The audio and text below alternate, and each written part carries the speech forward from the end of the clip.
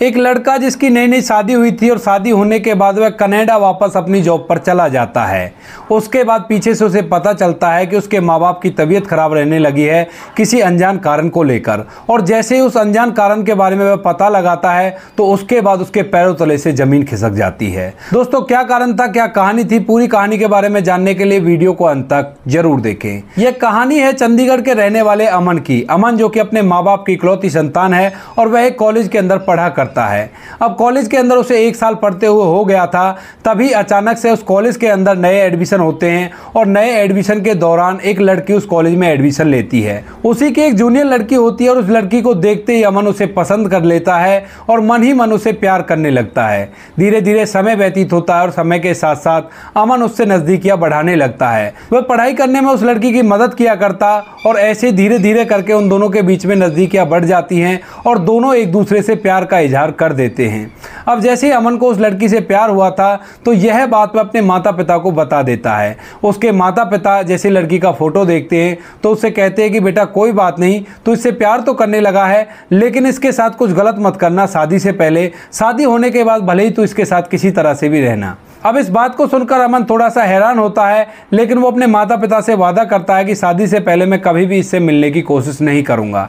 धीरे धीरे इसी तरह से समय बीतता है और समय के साथ साथ अमन की कॉलेज की पढ़ाई हो जाती है और जो वह लड़की थी वो कॉलेज में ही रह जाती है। अब जैसे उसकी पढ़ाई कंप्लीट होती है तो उसके पिता उसे काम करने के लिए कनाडा भेज देते हैं। उसका वीजा पासपोर्ट लगवाया जाता है और वहां से उसको कनाडा भेज दिया जाता है। अब जो अमन है वो कनाडा में रहा करता है और वहीं पर एक कंपनी के अंदर जॉब किया करता है। वहां से वो अपनी प्रेमिका से भी बात किया करता है, लेकिन धीरे धीरे उनके बीच में कुछ ऐसा होता है जो वह लड़की होती है वो अमन से बात करना कम कर देती है।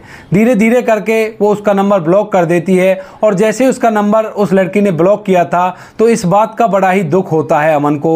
उसे लगता है कि इसने तो मेरी जिंदगी ही बर्बाद कर दी, क्योंकि उसने अपने प्यार के बारे में अपने घर वालों को भी बता दिया था और घर वालों से बोल दिया था कि मैं उसी लड़की से शादी करूंगा, लेकिन आज इस लड़की ने उसे धोखा दे दिया था।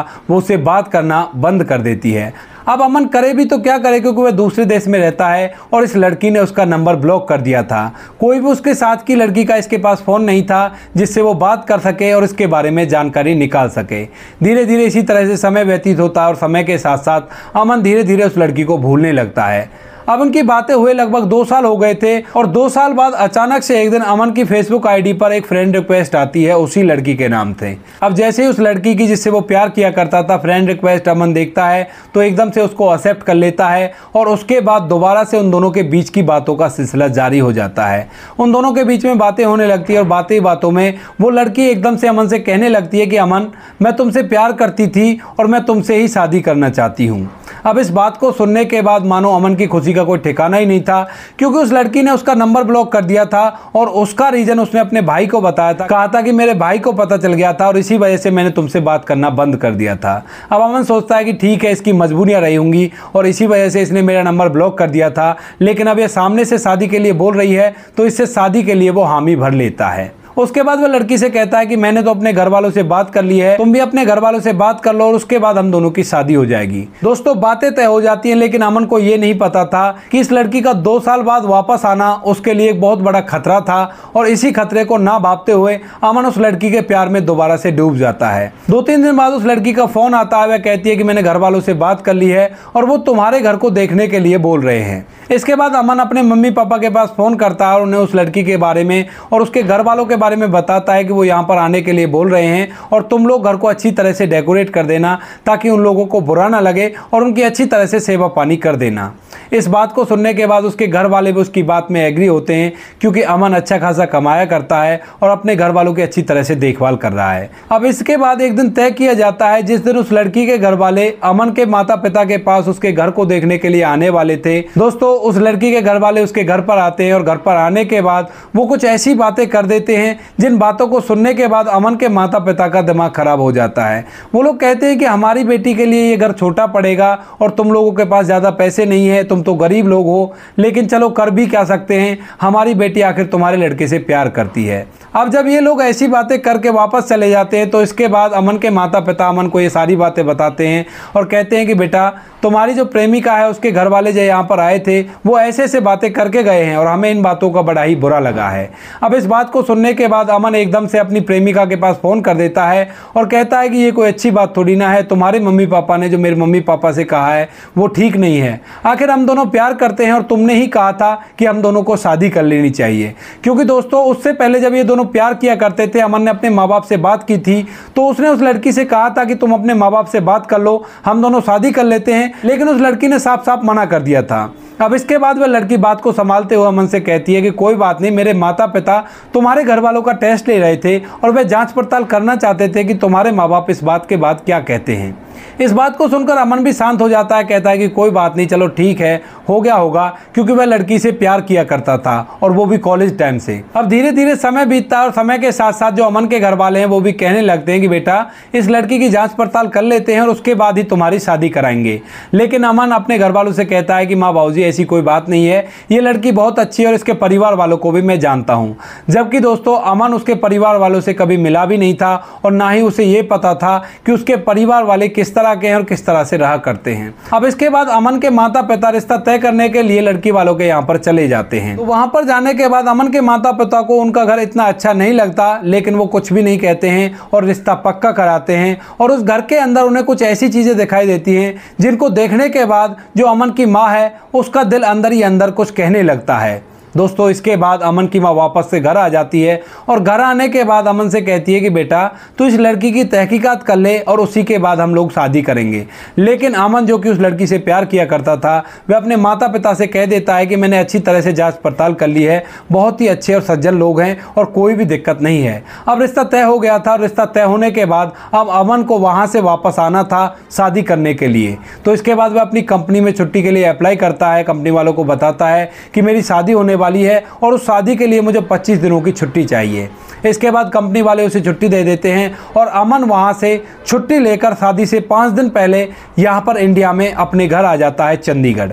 वहां पर आने के बाद जो अमन है घर के अंदर जोरों शोरों से शादी की तैयारी चल रही थी और अमन आने के बाद शादी की तैयारियों में जुट जाता है। धीरे धीरे समय व्यतीत होता है, लेकिन जैसे ही अमन इंडिया के अंदर आया था तो उसी टाइम से उसका दिल एक बात कह रहा था कि तू इस लड़की से शादी मत कर, ये लड़की सही नहीं है। लेकिन अमन का प्यार उस दिल पर भारी पड़ता है और वह उसे उस शादी को करने के लिए मजबूर कर देता है।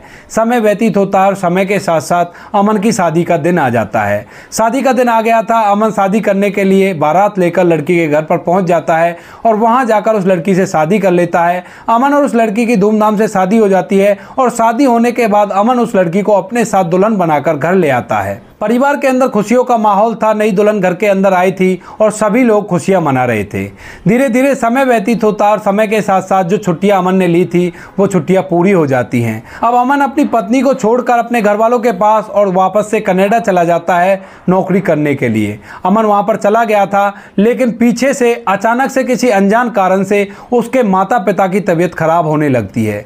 धीरे धीरे उनकी तबीयत काफ़ी ज़्यादा ख़राब होती है। अब जब इस बात के बारे में अमन को पता चलता है तो अमन कहता है कि माँ बाबूजी आप एक अच्छे से डॉक्टर से दिखाओ और उसके बाद सब कुछ ठीक हो जाएगा। लेकिन डॉक्टर साहब जितने भी चेकअप करते हैं उन सभी में कुछ भी नहीं आता है और उसकी माँ और उसके पिता की तबीयत बहुत ही ज़्यादा ख़राब रहने लगती है। अब इस बात को देखते हुए उसकी माँ अपने बेटे से कहती है कि बेटा मुझे तो बहू के अंदर कोई गड़बड़ लगती है, क्योंकि जिस दिन से तू यहाँ से गया है उस दिन से बहू ऐसी ही गुमसुम सी रहा करती है और ना ही किसी से अच्छी तरह से बात किया करती है और ऐसे ही घर के अंदर घूमा करती है। क्योंकि दोस्तों उस लड़की के अंदर एक गड़बड़ थी और उस गड़बड़ को लेकर ये सारी समस्याएं अमन के परिवार में हो रही थी। अब इसके बाद अमन उनकी बातों पर विश्वास नहीं करता है, क्योंकि वह उस लड़की से प्यार किया करता था और जैसे वो उससे फोन पर बातें किया करता है तो उस लड़की के अंदर उसे कोई भी गड़बड़ दिखाई नहीं देती है। धीरे धीरे करके ऐसे कुछ दिन बीतते हैं और कुछ दिनों बाद तक उस लड़की के कागजात भी अमन ने बनवा लिए थे। तो अमन अब अपनी पत्नी को अपने साथ कनाडा रखने के लिए बुलाने लगता है। अब जैसे उसकी पत्नी कनाडा जाने वाली थी तो उससे एक दिन पहले उसके ससुराल वाले वहां पर आते हैं और वहां पर आने के बाद अपनी बेटी के साथ एक थैला रख देते हैं। अब इस बात को अमन की मां नोटिस कर लेती है और यह बात फोन पर अपने बेटे को बता देती है। इधर जो अमन था वह इस बात को सुनता है, लेकिन इस बात को सुनने के बाद इग्नोर कर देता है। लेकिन अमन की मां कहती है कि बेटा जब ये तुम्हारी पत्नी तुम्हारे पास आए तो उसके बाद इसके सामान की अच्छी तरह से जांच पड़ताल करना। अब इस बात को अमन सुन लेता और कहता है कि ठीक है माँ, मैं इसके सामान को अच्छी तरह से देख लूंगा। अब दोस्तों उसकी पत्नी इंडिया से चल देती है, तभी जो अमन होता है उसके पास उसके साले का फ़ोन आता है और वो कहता है कि जीजा जी हमें कुछ पैसे चाहिए, क्योंकि हमने शादी में खर्चा किया था और उन पैसों को आपको ही देना पड़ेगा। अब इसके बाद अमन भी कुछ सोचता नहीं, क्योंकि वो अच्छे खासे पैसे कमाया करता था, तो 80-90 हज़ार रुपये उसके बैंक में ट्रांसफ़र कर देता है। अब अमन की पत्नी भी वहाँ पर पहुँच गई थी और वहाँ पर जैसे ही वो गई थी तो अमन को अपनी माँ की बात ध्यान तो आती है, लेकिन वो अपनी पत्नी के सामान को चेक नहीं करता है। वह उस पर विश्वास करता है, क्योंकि काफ़ी दिनों से वो उसे जाना करता था और उसने उससे प्यार करने के बाद ही शादी की थी। अब उसके बाद जैसे उसकी पत्नी वहाँ पर आकर रहने लगी थी तो वह अमन के लिए खाना बनाया करती, और जिस खाने को उसकी पत्नी बनाया करती उस खाने के अंदर उसे मिट्टी का स्वाद आया करता। अब इस बात को देखने के बाद पहले तो अमन को थोड़ा सा शक होता है, लेकिन फिर वो सोचता है कि चलो कोई बात नहीं, ऐसे ही आ रहा होगा, थोड़ा बहुत डस्ट इधर उधर से गिर गई होगी। ऐसा सोचकर वो खाना खाया करता है और अब धीरे धीरे अमन की तबीयत भी खराब रहने लगती है। अब जैसे अमन की तबीयत खराब होती है तो उसके बाद अमन को याद आता है जब उसकी पत्नी उसके माता पिता के पास रहा करती थी तो उनकी तबीयत खराब रहने लगी थी, और जैसे वो उसके पास आई है तो उसकी भी तबीयत खराब रहने लगी है। अब ये बात करने के लिए अमन अपनी पत्नी के पास जाता है और उसे कहता है कि तुम जब से यहाँ पर आई हो तो उसके बाद मेरी तबीयत खराब रहने लगी है। उसके बाद अमन की पत्नी अमन से लड़ाई करती है और अमन से नाराज हो जाती है। इसके बाद अमन दोबारा से अपनी पत्नी को मना लेता है और फिर से अपनी पत्नी के साथ नॉर्मल रहने की कोशिश करता है। तभी एक दिन अचानक से अमन की पत्नी अपनी माँ से फोन पर वीडियो कॉल पर बात कर रही थी और अमन बाथरूम के अंदर नहा रहा था। उसने जैसे शावर बंद किया तो दूसरी तरफ से उसे उसकी सास की आवाज़ सुनाई देती है और उसकी सास फोन पर उसकी पत्नी को कुछ बता रही थी, कह रही थी कि तू ऐसा करना ऐसा करना। मानो उन दोनों के बीच में किसी न किसी तंत्र मंत्र को लेकर बात हो रही थी और उसकी सास उसकी पत्नी को उस तंत्र के बारे में बता रही थी। अब इस बात को जैसे अमन सुनता है तो वो थोड़ी देर तक उस बात को सुनता रहता है और पूरी बात जैसे ही माँ बेटी के बीच की वो सुनता है तो उसे पूरा यकीन हो जाता है कि उसकी पत्नी जिससे उसने शादी की है वो तंत्र मंत्र पर विश्वास रखती है और इसी कारण से उसकी तबीयत खराब रहने लगी है और इसी कारण से उसके माता पिता की तबीयत खराब रहने लगी है। लेकिन अमन अभी एकदम से इस बात को अपनी पत्नी को जाहिर नहीं होने दिया है और इसके बाद अमन इस बात के सबूत जुटाने लगता है। अब सबूतों को जुटाने के लिए अमन एक दिन उसकी पत्नी के फोन पर कुछ काम कर रही थी तो एकदम से उसे पानी लाने के लिए कहता है और जैसे वो पानी लेने के लिए जाती है तो उतनी ही देर में उसके फोन के लॉक में अपना थंब इंप्रेशन ऐड कर देता है, क्योंकि एक फोन के अंदर हम 5 फिंगरप्रिंट ऐड कर सकते हैं। तो ऐसे अमन अपनी पत्नी के फोन में अपना फिंगरप्रिंट ऐड कर देता है।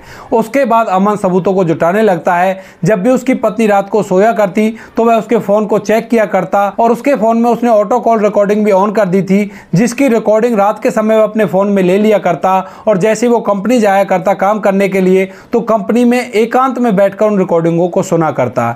जैसे उन रिकॉर्डिंगों को वो सुनता है तो उसे पूरा के पूरा मामला समझ में आ जाता है कि उसकी पत्नी उसे वश में करने के लिए तरह तरह के टोने टोकटे किया करती है और उन टोने टोकटों को करने के लिए उसकी सास उससे कहा करती है।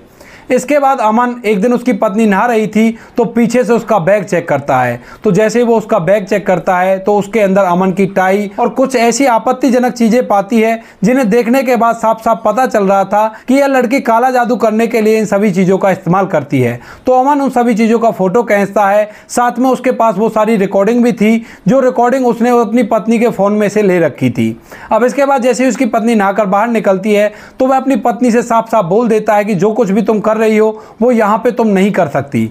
अब इस बात को सुनने के बाद उसकी पत्नी उल्टा अमन को ही ब्लेम करती है, कहती है कि तुम मुझसे परेशान हो गए हो और इसी वजह से मुझ पर ऐसा इल्जाम लगा रहे हो। तो अमन उसको उसकी सारी रिकॉर्डिंग दिखा देता है और सारे वो फोटो दिखा देता है जो फोटो उसने खींचे थे और उस बैग को उसके सामने ही खाली कर देता है और कहता है कि ये सभी चीज़ें क्या है, तुमने मेरी टाई के ऊपर काला जादू कर रखा है। अमन का एक कड़ा था उसके ऊपर भी काला जादू कर रखा था और इन सभी के फोटो वगैरह खींच के अमन ने पहले से ही सेव कर लिए थे और उन सभी फोटो को अपने माता पिता के पास भेज दिया था और उनको बता दिया था इन सभी चीजों के बारे में कि उसकी पत्नी कुछ इस तरह के काले जादू किया करती है। अब उसकी पत्नी को जैसे ही पता चलता है कि भेद खोलने लगा है तो वह रूठ कर अपना सामान पैक करती है और उसके घर से बाहर निकल जाती है। वह बाहर जाकर एक होटल लेती है और उसी होटल के अंदर जमकर बैठ जाती है। सोचने लगती है कि इस पर मैंने वशीकरण तो कर ही रखा है, ये वापस से मुझे मनाने के लिए जरूर आएगा। लेकिन अमन बिल्कुल भी उसे मनाने के लिए नहीं जाता है और साथ में वो उसका सारा सामान जो भी उसका सामान होता है उस सभी को एकत्रित करता है और उसमें आग लगा देता है। जैसे ही उसने उसका सारा सामान निकाला था तो उस सामान के अंदर और भी उसे कुछ ऐसे टोने टोकटे की चीज़ें पाती हैं जो उसने ज़िंदगी में कभी भी नहीं देखी थी, और उन सभी के एविडेंस के लिए वो फ़ोटो खींच लेता है, क्योंकि उसे पता था कि उसकी पत्नी अच्छे खानदान की नहीं है, क्योंकि अमन के सास ससुर ने कई बार उससे पैसों की डिमांड की थी और अमन ने भी अपने सास ससुर की भावनाओं को समझते हुए उन्हें कुछ पैसे दे दिए थे। वो फ़ोन पर अमन से पैसों की डिमांड किया करते और अमन उन पैसों को दे दिया करता, सोचा करता कि ये भी तो मेरे माँ बाप ही हैं, और ऐसा कहकर अमन के सास ससुर ने अमन से लगभग 3-4 लाख रुपए हड़प लिए थे। और इसी वजह से उसे पता था कि अगर मेरे पास कोई सबूत नहीं रहेगा तो उसके बाद यह मुझसे मोटी रकम ऐंठेगी तलाक के एवज में। अब इसके बाद अमन अपना मन बना चुका था, वह अपनी पत्नी को बिल्कुल भी मनाने के लिए नहीं जाता है। कुछ दिनों तक जब उसकी पत्नी होटल में रहती है तो उसको अकल आ जाती है और उसके बाद वह अपने पति के पास फ़ोन करती है, कहती है कि अमन मुझे माफ़ कर दो, मुझसे बहुत बड़ी गलती हो गई और ये सारी चीज़ें जो भी मैं तुम्हारे साथ कर रही थी ये मेरे माँ बाप की वजह से मैंने किया था। मेरी माँ ने मुझसे कहा था कि अपने पति को अपने अंडर में रखना है तो तुम्हें ऐसे टोने टोकटा करने पड़ेंगे। अब इसके बाद अमन अपनी पत्नी पे जरा भी विश्वास नहीं करता है, तो इसके बाद अमन की पत्नी अपने घर वालों के पास फ़ोन करती है और उन्हें बताती है पूरी कहानी के बारे में। और जैसे ही उन्हें इस बात के बारे में पता चलता है तो वो लोग अमन की पत्नी के पास कुछ पैसे भेज देते हैं और उसे वहाँ से इंडिया बुला लेते हैं। इंडिया आने के बाद वो कोर्ट में तलाक का केस दर्ज कराते हैं और जैसे ही इस बात के बारे में अमन को पता चलता है तो अमन भी अपनी कंपनी से छुट्टी लेकर वापस अपने माता पिता के पास आ जाता है और वहाँ पर रहकर उस केस को लड़ने लगता है। लेकिन अमन के पास इतने ज़्यादा सबूत थे और अमन ने अपनी पत्नी की जो व्हाट्सएप चैट थी उन सारे के स्क्रीनशॉट लेकर अपने फ़ोन में पहले से सेव कर लिए थे और उसकी और उसकी माँ के बीच की जो भी बातें हुआ करती थी वो सारी बातें उसके फ़ोन में रिकॉर्डिंग के रूप में सेव थी।